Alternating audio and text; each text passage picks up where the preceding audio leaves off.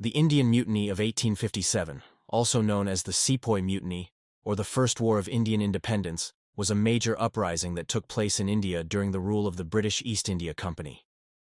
The mutiny began in the town of Meerut on May 10, 1857, and quickly spread to other parts of northern and central India. It is considered to be the first major challenge to British imperial rule in India. The immediate cause of the mutiny was the introduction of new rifle cartridges that were greased with the fat of cows and pigs. This was a deliberate attempt by the British to insult and antagonize the Indian soldiers, who were predominantly Hindu or Muslim. The use of cow fat was seen as a desecration of the cow, which is a sacred animal in Hinduism, while the use of pig fat was seen as an insult to Islam, which prohibits the consumption of pork. When the soldiers refused to use the cartridges, they were arrested and punished, which led to the mutiny. However, the underlying causes of the mutiny were much more complex and had been building for decades. The British had gradually eroded the power and status of the Indian nobility, and the sepoys, who were mostly from the lower castes, resented their low pay and poor treatment. They were also angry at the growing influence of British missionaries and the attempts to convert them to Christianity. Moreover, the British policy of promoting a sense of racial superiority and the use of racist stereotypes in their portrayal of Indians further aggravated the situation. The sepoys felt that they were being treated as second-class citizens in their own country, and that their loyalty to the British was being taken for granted.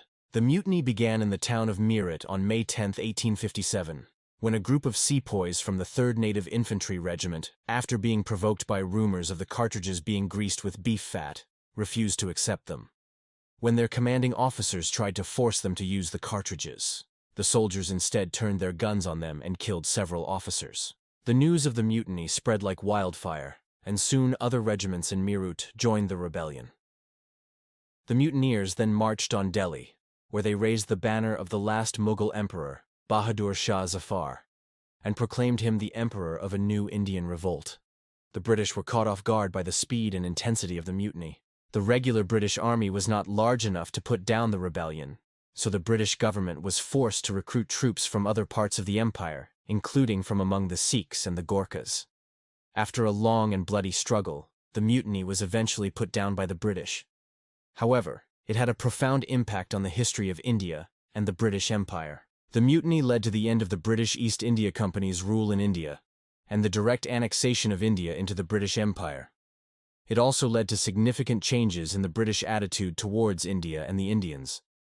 The British realized that they had made many mistakes in their rule of India, and that they needed to do more to win the loyalty of the Indian people. As a result, the British began to invest more money in education, healthcare, and infrastructure in India. They also began to recruit more Indians into the civil and military services. The Indian Mutiny of 1857 was a watershed moment in the history of India. It was the first time that the Indians had risen up in such large numbers to fight against the British. The mutiny failed, but it left a lasting impact on the relationship between the British and the Indians.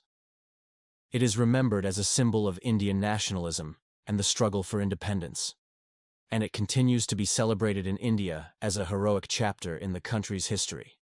If you enjoyed this video, please hit the like button and subscribe for more historical tales.